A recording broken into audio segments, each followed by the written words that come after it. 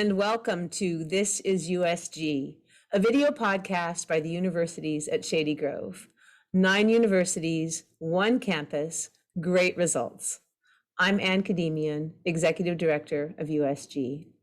One of the things that drives us at USG is that we do all we can to create a smooth pathway to educational success for all students, including a pathway for so many students who begin in Montgomery County Public Schools, go on to start their higher education at Montgomery College, and then transfer to earn a 4-year degree from one of the universities with academic programs at USG.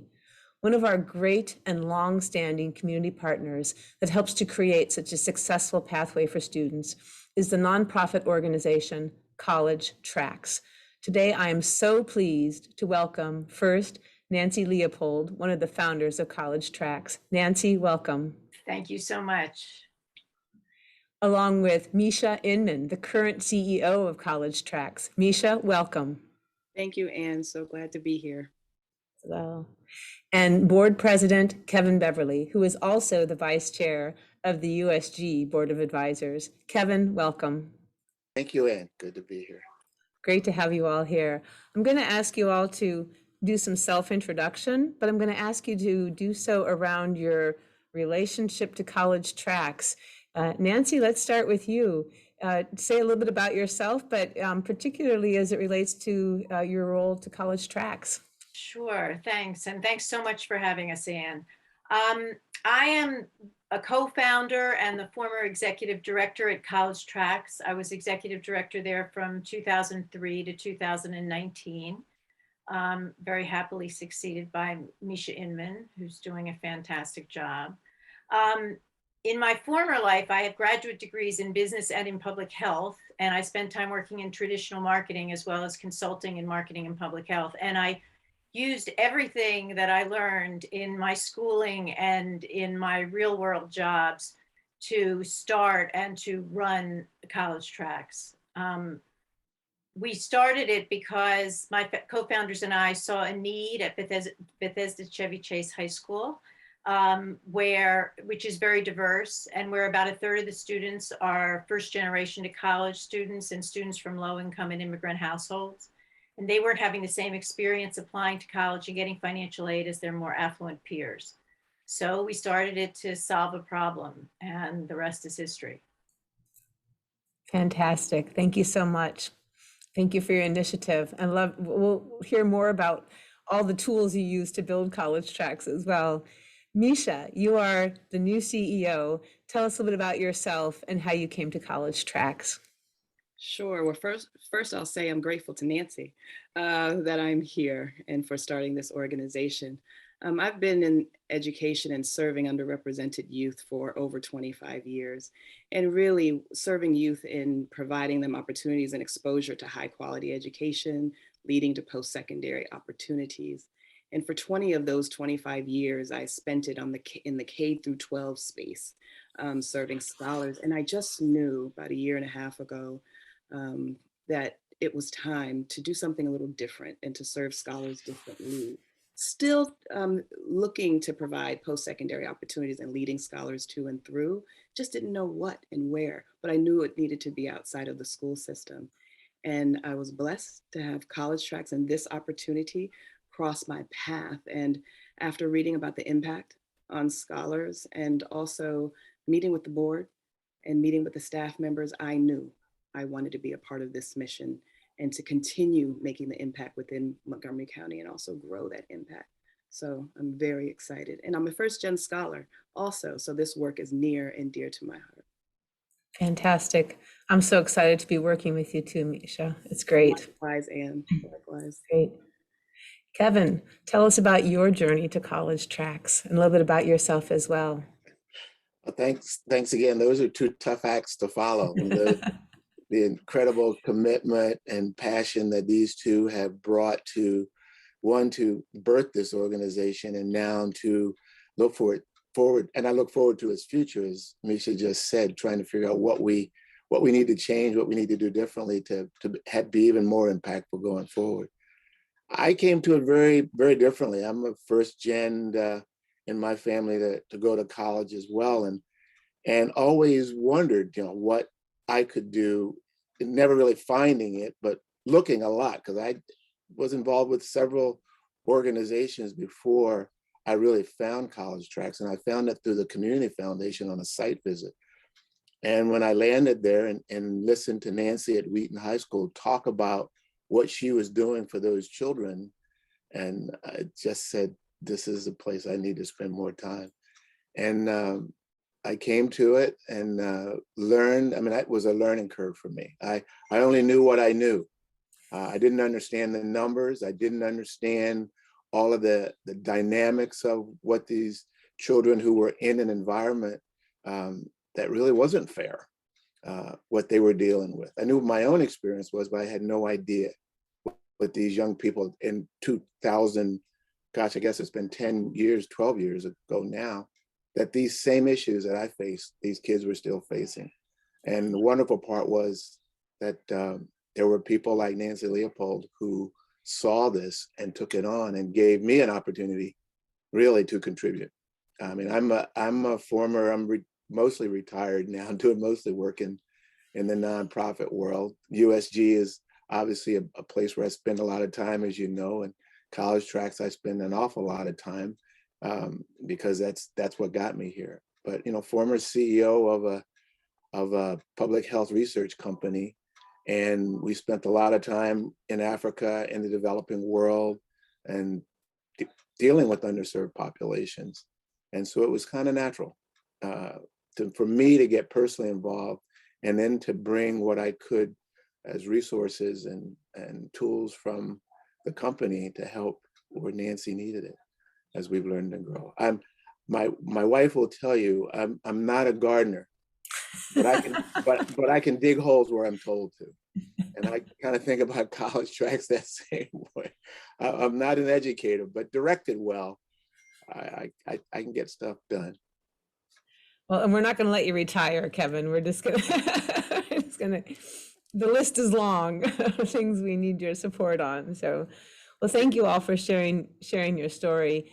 Nancy, I wonder if we could pick up on what you hinted at, which is the start, the beginning of CollegeTracks.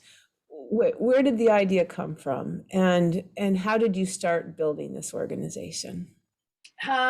The idea came from friends of our own children who were having, as I said, a very different experience in applying to college and getting financial aid.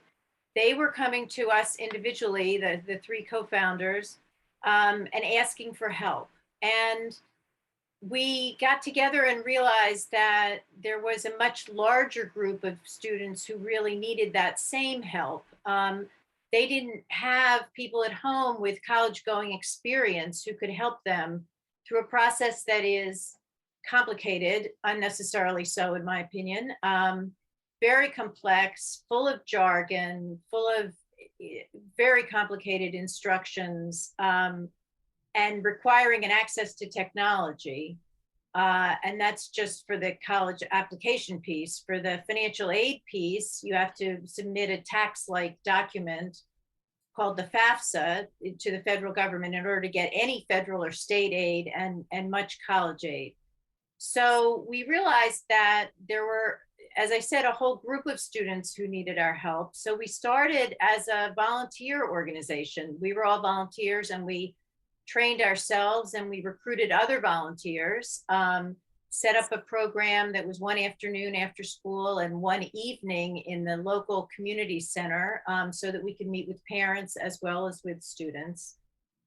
We were helping about 50 to 70 students a year, and that went on for about 2.5 years. And then we were very fortunate to find the Jack Kent Cooke Foundation, which was looking for programs like ours, which we then learned were called college access programs. We weren't aware that there's a whole category of these programs. And in fact, there are hundreds throughout the country. And we were privileged to be able to learn from them. At any rate, the Jack Kent Cooke Foundation was looking for college access programs who were partnered with their local school systems.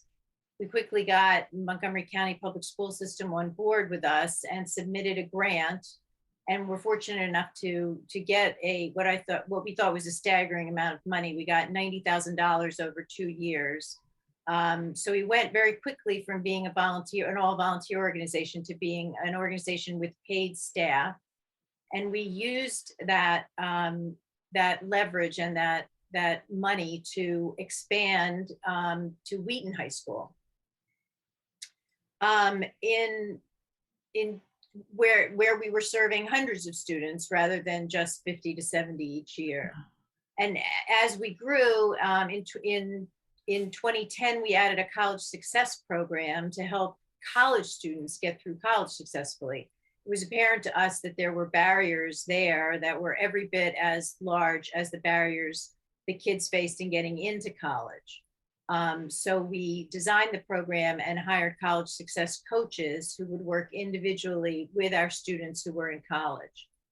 In 2015, we expanded to a third school, Watkins Mill High School, and in subsequent years expanded to 2 more, Quince Orchard and Paint Branch. So we're in a total of 5 now. So that's the brief history. I could go on and on, but I promise that I won't. It's amazing what you did with a $90,000 grant. That's phenomenal. It's just incredible how we stretch that. Well, that's the magic of, dedication and, a great entrepreneurial spirit as well. So fantastic. Thank you, Nancy, for sharing that history. Misha, talk to us a little bit about the idea of a pathway and why it's so important. You have experience in the public school system. You talked about kind of wanting to work at these challenges from a different angle.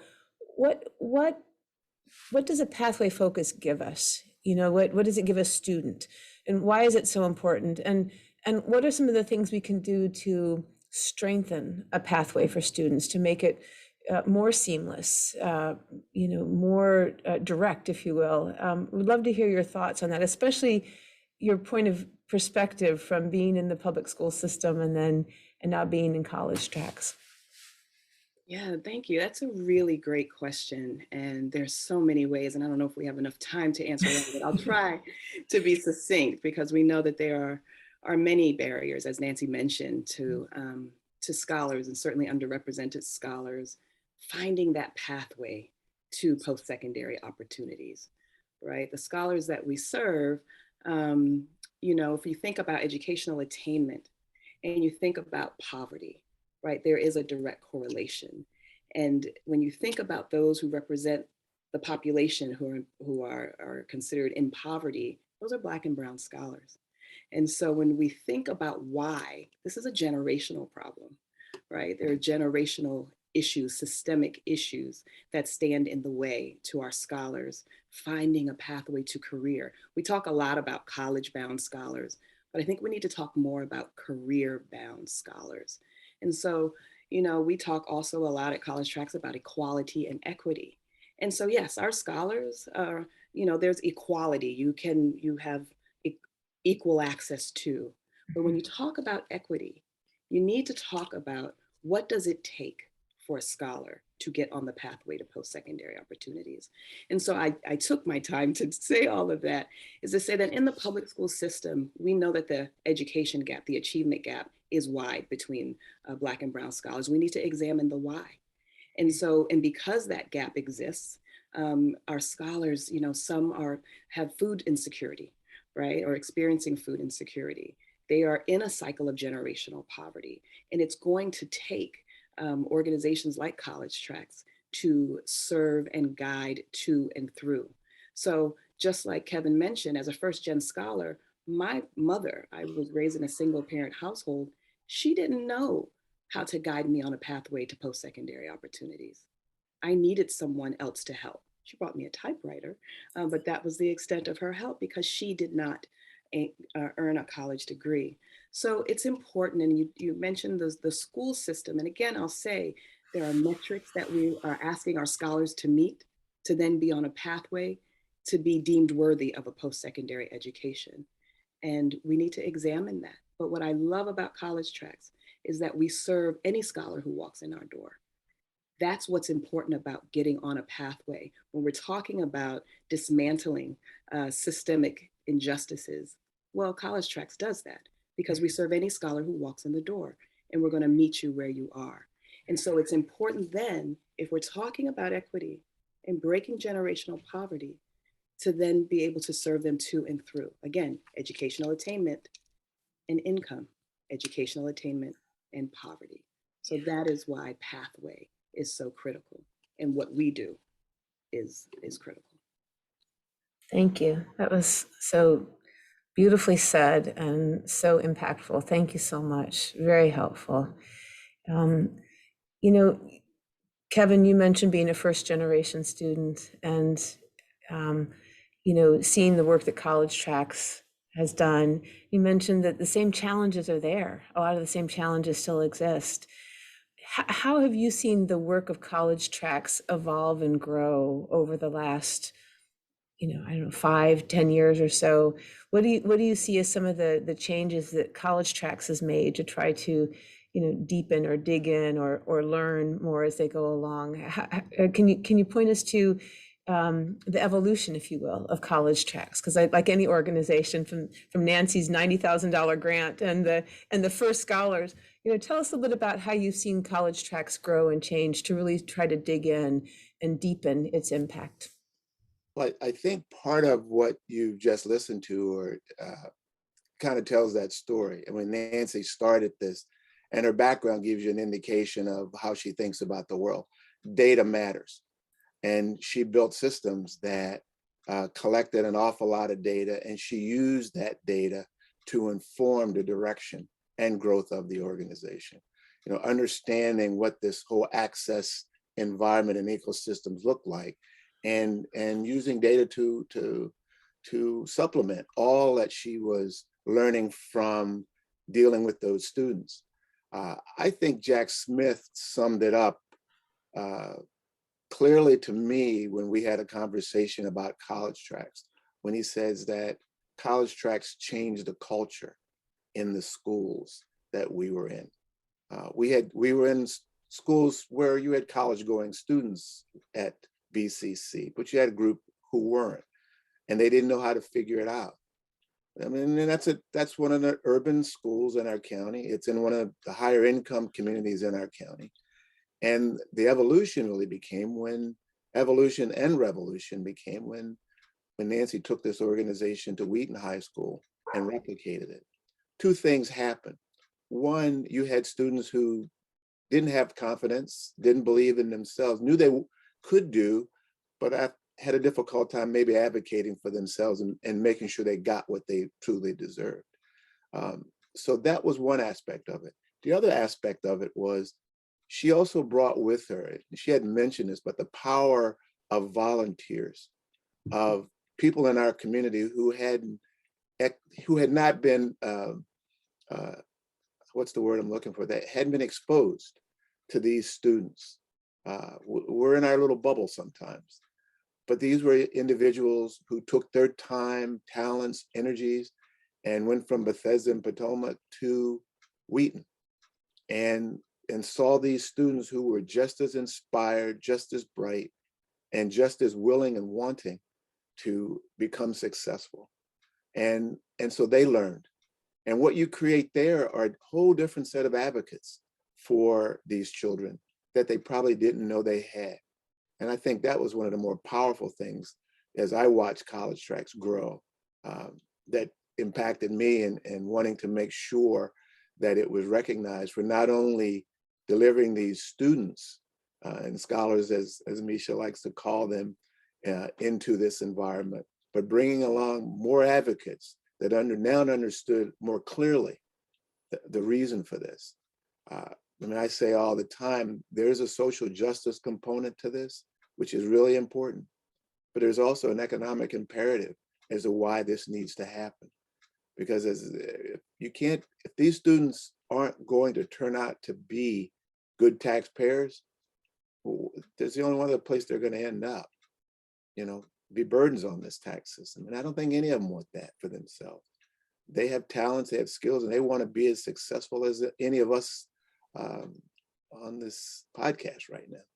And I think it's really our responsibility to make sure that they have every tool that we can put in front of them and avail themselves of. Yeah, I love the focus on changing the culture. You know, to really truly have an impact is to change the culture, is to shift the assumptions and the norms and the practices. So Nancy, Kevin raised your focus on data and systems. Tell us about how you, why a focus on data, how, and what was important to you initially? Did you come to CollegeTracks saying, we need data, we need to dig into this? Or did the data-driven mission start to evolve as you went along? Tell us about how you've used data to really change the culture Sure. in these schools. I brought the data-driven philosophy with me. And once we had paid staff and were able to pay we were able to pay ourselves to organize a data system. We did so. We built a customized database on a Salesforce platform that enabled us to follow each individual student through their college application and financial aid and eventually their college journey. And we collected as many data points as we thought would be useful to analyze. It's easy to build these systems and collect every piece of data available, but you quickly overburden your staff and end up spending way too much time inputting data and not enough time on your actual program. So we were very mindful of that. But we had a number of questions we wanted to be able to answer as we were going along. Some of them were program questions. How are we doing? How many and what percentage of students are applying to colleges? How many of them are filling out the FAFSA? How many of them have a college list? How many of them have been accepted? Where have they been accepted? What are their final decisions in terms of which colleges they go to? So data was critical from a process standpoint, so we could ask it in December and have an opportunity to make whatever course corrections were necessary.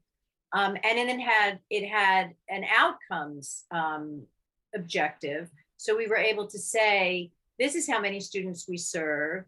99% of them are accepted to at least one college or technical school. 95% of them submit a FAFSA. We were able to, and we were able to break them down by demographic group and other ways, and by school, to be able to answer questions about which of our students are being successful at this process and why. And does this differ by school? Could this be our inputs, or could this be something about the school population? So we were able to answer that question and many more. We looked from the college side, how many kids were getting accepted where, to understand where our students had the greatest chances of getting accepted and getting enough financial aid to actually, matriculate. It was critical, and our staff actually loves the data, believe it or not, because they can query it at any time to ask the question of who said they were going to be applying to a particular college. And we know that the deadline is in 2 weeks. So how many of them have started the application, and what are the names of those who said they were going to do it and are not doing it? So we can, as one of my former colleagues called it, we are a stalking and nagging program. And it was only from our database that we were able to decide who needed stalking and nagging when. So that's been the evolution of the data, and it's allowed us to build metrics over time when we could see what was possible, that we can strive, that Misha and her staff can continue to strive to meet and to measure on an ongoing basis, to make sure that they're delivering the impact that we know we can. Fantastic. I love it. The nagging and what was the term? Nagging Stalking and nagging. Stalking and nagging. I was going to say pestering or nagging or something, but that's great. It's what needs to happen to move these to meet the deadlines and right. to get there. So that's classic. That's great. Thank you so much, Nancy. Misha, you have this great database that your team can use to help continuously improve and better serve students. How does the data, or maybe it's not particularly related to the data, but tell me some of the ways you collaborate with other organizations. We have this wonderful connection between the ACES program, which is Achieving Collegiate Excellence and Success, which is a partnership between Montgomery County Public Schools and Montgomery College and USG, focused as CollegeTracks on supporting students throughout a pathway towards, collegiate success and beyond. Tell us a little bit about how, the partnerships that you have, how you might work with other organizations, and is there a key to some of this fantastic data that you have for how you build those partnerships, and maybe it's an opportunity to be thinking about how partnerships can build on some of that the great data that you have and the metrics you have for going forward. Sure, no, thank you. So our partnership, we have a partnership like ACES with MCPS. They support us. We have an MOU with Montgomery County Public Schools to serve in their 5 schools. And so we work with them. We actually use our data to help them inform their work on the ground. Fantastic. And vice versa, right? We have to collaborate in that way if we're serving MCPS scholars. So that is one of our primary partnerships that we have. We also partner with Montgomery College because 40% of our 2-year or our community college scholars, or of all of our access scholars, they do attend Montgomery College. And so we have a partnership with them. And then there are partnerships with other foundations that work with us to support our work on both the access and success side. So there are a plethora of partners. You talked a little bit about partnering forward. And I think when I talked about earlier career-bound scholars, there's an opportunity for all of us educators, right? All of us to get together to think about what is in the best interest of our scholars right now. 21st century scholars, I think sometimes we're stuck, right? In assigning or deciding who our scholars are. It's going to take all of us, right? Having a conversation about how can each of us, different spokes on a wheel, serve scholars to and through. So what that looks like about future partnerships is internships at the high school level. It's exposing scholars to career opportunities at the high school level so that they know when they're entering a different career path, what it is that they want to do. That's an opportunity to partner. And during this pandemic, we do have partners who we seek out, but how can we serve scholars when we think about Maslow's hierarchy of needs? Who do we connect with to make sure our scholars are okay as they journey to and through post-secondary options? So when we talk about food insecurities and we talk about mental health right now, right? We have the resources in Montgomery County to get together to serve and to help each other. So those are ways that I think that we can partner and how we currently partner for our scholars. I know there are more partnerships to talk about. Yeah, no, but that's great. I really appreciate your vision so much and the leaning forward aspect of it.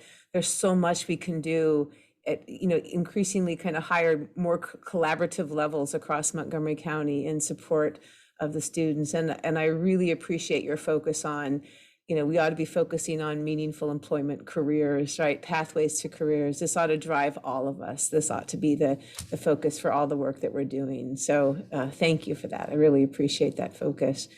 Kevin, we'll embarrass you a little bit here and say you were named Philanthropist of the Year, a wonderful, wonderful honor here in Montgomery County with the Community Foundation. And, we all know why, because of all the tremendous time, dedication, and effort that you give to everything that you believe in. And it's remarkable. What, from a philanthropic point of view, there's a lot of supporters of CollegeTracks and a lot of people interested in the work of CollegeTracks. What draws a philanthropist? What draws a donor to CollegeTracks? What is the value add? If you have to say to someone like, why should I donate? Why should I contribute? How do you see it, or what kind of what would you focus on in terms of convincing someone of that? Well, again, part of it is results. I mean, a big part of it is results. Over the course of the time I've been associated with CollegeTracks, the numbers have always just astounded me. The number of kids who are able to get through this program with the support that they get from CollegeTracks. And all you really have to do is meet a couple of these young people and you get it. To sit through one of the sessions that I sat through with the Community Foundation, you see exactly why this is a great organization to commit resources to, both financial and personal. And the joy of it is it's one of those programs where you get to play with the product. It's these young people are amazing to have conversations with them. And they're individuals who don't have professionals in their lives, more than likely. They're trying to figure these things out and to be able to talk to them about what they want to do and to see the energy that they bring to it is really wonderful for me. But from the business side, and that's the perspective I look at this, is you invest in things that give you a return. And it's really difficult. You'd have to be looking really oddly at this to not understand that there's a really big return. That you now have, in each one of these schools, hundreds of kids. I mean, right now we've got 700, almost 800 kids in an access program, over close to 600 in a success program. Those are great results, all heading to, the finish line, helping them get to that family sustaining wage that so many of their parents had been denied. So it's really easy for me to sell this to funders. And as we went through this pandemic and our funders saw what this incredible staff and culture, because this was a culture, was able to do in time when we couldn't go into schools, we couldn't see the students, we couldn't make the best use of our volunteers, virtualized the entire thing like overnight, and stayed on path and had still one of the best years of getting kids to school that we've ever had. That's result. Those are results. It's hard to not get excited about that and want to invest. As I say to these kids, if you tell people what you want, they're going to try and help you, because everybody wants to be associated with success. I stay involved because I just love every year looking at this and saying, I'm involved. They've given me an opportunity. You ought to have that same opportunity. Open that wallet till it hurts. Love it. Thank you so much. That's great. I'm going to ask. I would be remiss. I would be remiss if I didn't make the connection between CollegeTracks and my work at USG, because fundamentally, in our county, we have this really rich environment of, like you said, we've got access to 9 universities, all available to our kids if they are, because half of our kids end up at MC. And so having them to have right there at their doorstep after they finish that access to 9 opportunities for university baccalaureate degrees is a wonderful thing, even if they don't take full advantage. Maybe they go to other schools, but to have that looks doable. They don't have to go far from home. They've got incredible programs. They've got incredible support locally. That's a lot of value that between USG and CollegeTracks and MC provide to this set of children. And to me, that's wonderful as well. There is another reason to invest in us, because we're creating a pathway that's economically incredible for these students as well. Absolutely. Thank you. Thank you so much. USG, great results, we like to say. We like to say. So I'm going to ask you all to just reflect for a moment as we wrap up here on, what are your hopes and aspirations for CollegeTracks going forward? As you look across the next decade, what would you like to see happen in CollegeTracks? Nancy? Well, I've been saying this forever. I would like to see every MCPS student who needs the services of CollegeTracks or something like it to be able to get it. And we know that there are, of the 25 high schools, there are 16 to 18 that have a critical mass of students who need this kind of a program. And then the others have a sort of part-time need for it. Ultimately, I think that's how we measure the success of a program like that. And that's the only way we're going to change the culture in the county, so that every student knows that there's a pathway for them and that they will be able to get there. And I think that's the magic here. That's what counts. Our scholars tell us this. They say, before I came to CollegeTracks, I didn't think I was going to college. I thought it was too expensive. I thought it wasn't for me. And having a program available like CollegeTracks sends the message that you can do this, and this is a pathway to your own prosperity and to the county's prosperity. So that's my hope and dream. Beautiful. Thank you so much. Misha, what is your vision for the next 10 years? Here's what I love about joining CollegeTracks. I love that I have joined a space where I am in line and in sync with Nancy, our founder, our co-founder, one of, I would say the exact same thing that she just said, which is to serve every scholar who needs us. There is a need in Montgomery County for CollegeTracks to expand. We must. But I'll also add on, and you asked me about partnerships, and we've spoken, so I didn't mention the USG, but deepening our relationship and our partnership over the next few years for our scholars, for the very reasons Kevin mentioned, in addition to growing and ensuring that we serve every scholar who has a need. We must, and that's what I envision for CollegeTracks moving forward. We're so excited to keep working with you on that, Misha. Likewise. So excited. Likewise. It's great. I've enjoyed every conversation with you. It's been so much fun. The same. Great work to be done for our scholars. Absolutely, absolutely. And Kevin, the final word. Where do you see CollegeTracks in the next 10 years, or what do you hope for? What do you hope for? Well, like I said, we had a great beginning. Nancy got the sails up and got this thing going, and now Misha is letting the spinnaker out, and we're really going to take this thing to the next level. I think part of what we want to be able to do, I think we've demonstrated a valuable resource, and I dare say an asset, and I don't use that word often, in the county to actually deliver, because we've got results that shows that we're more than just a resource. We truly are an asset. And I think we have the opportunity, as Nancy said, to make this available to every student who needs it in Montgomery County. We know there's a need there. We see it every day. And part of what we want to be able to do is to now get into the micros of some of this.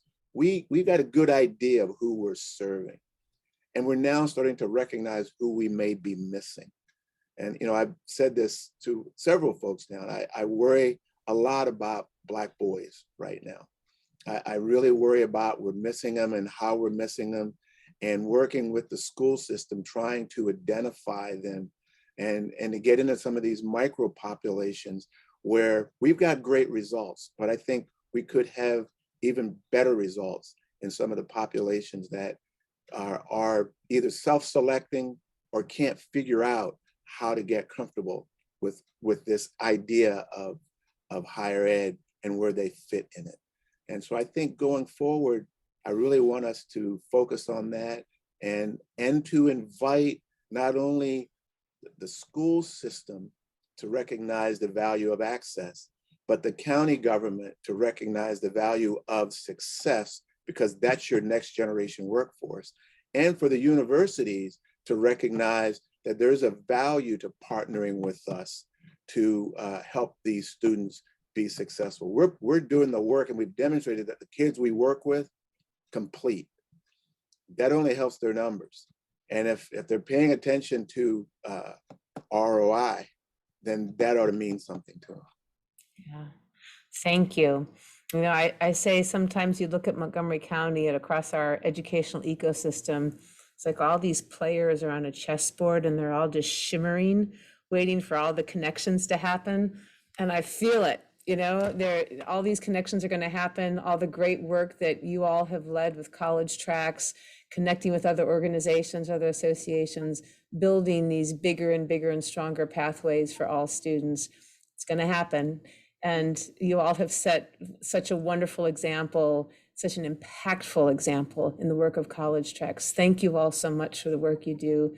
Thank you for your partnership. Thank you for your dedication. And thank you for joining me tonight too, so we could learn more about this. I really appreciate you all. Have a good night. You're welcome. Thank you. Thank you. You.